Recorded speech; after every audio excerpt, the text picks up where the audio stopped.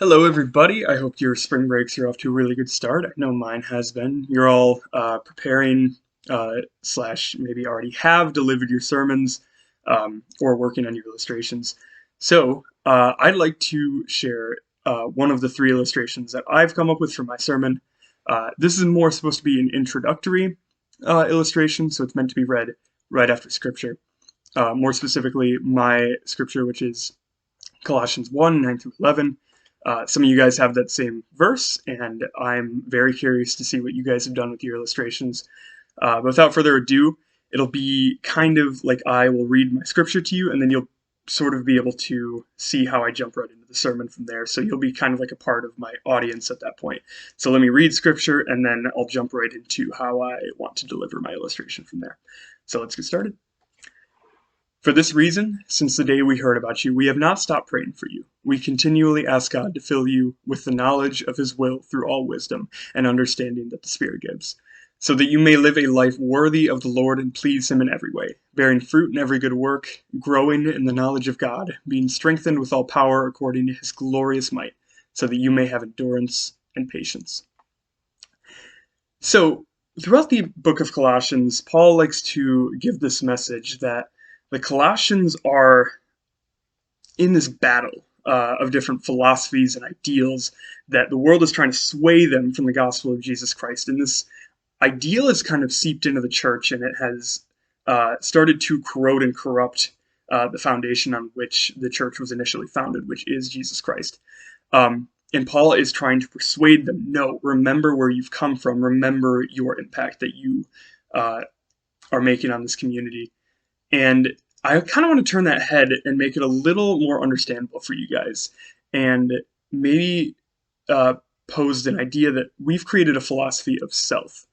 Um, so to help illustrate that a little more, I want to tell you guys a sort of modern parable that I stumbled across a couple weeks ago when I was doing some devotionals. So let me read that to you guys, and I'll unpack it a little bit. On a dangerous seacoast, where shipwrecks often occur, there was once a crude little life-saving station. The building was no more than a hut, and there was only one boat. But with the few devoted members kept a constant watch over the sea.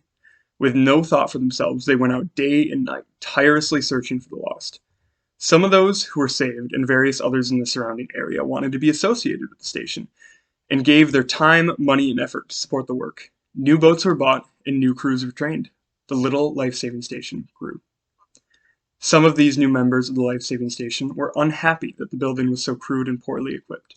They felt that a more comfortable place should be provided, as they were the first refuge for those who were saved at sea.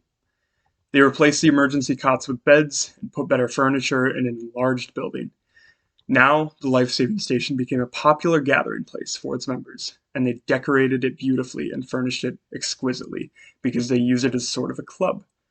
Fewer members were not interested in going out to sea on life-saving missions, so they hired lifeboat crews to do the work.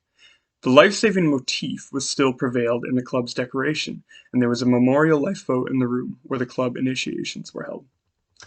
About this time, a large ship was wrecked off the coast, and the hired crews brought in boatloads of cold, wet, half-drowned people. They were dirty and sick, and some of them were foreigners. The beautiful new club was in chaos.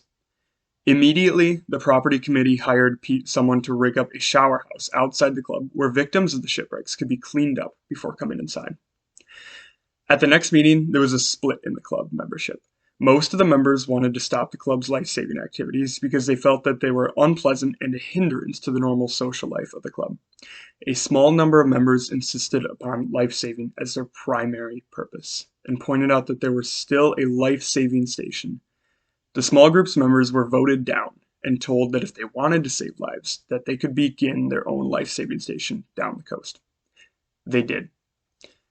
As the years went by, however, the new station experienced the same changes that had occurred in the old station. It evolved into a club, and yet another life-saving station was founded.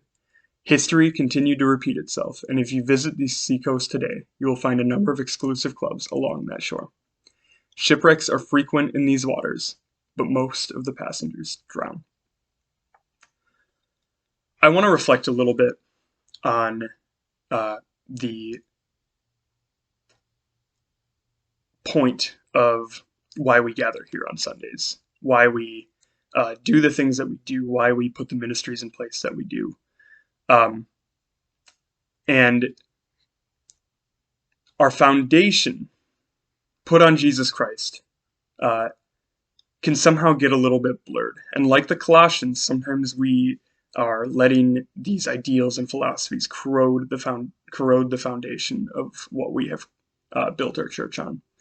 And I want to go forward unpacking this idea of self and how we have let the idea of self corrupt our church from the inside. So that's my illustration. I plan on practicing it a little bit, ironing out the kinks a little bit, but that's what I have so far. It's one of 3 illustrations, as I mentioned. It may be one of the most effective ones. The other ones are a little more creative, I think, and not just a simple story. But I will keep you guys posted in my final sermon and be able to post that. Please let me know what you guys think. I will also be giving some feedback on you guys' illustrations as well. So, hope you guys' sermons go well. I will see you soon.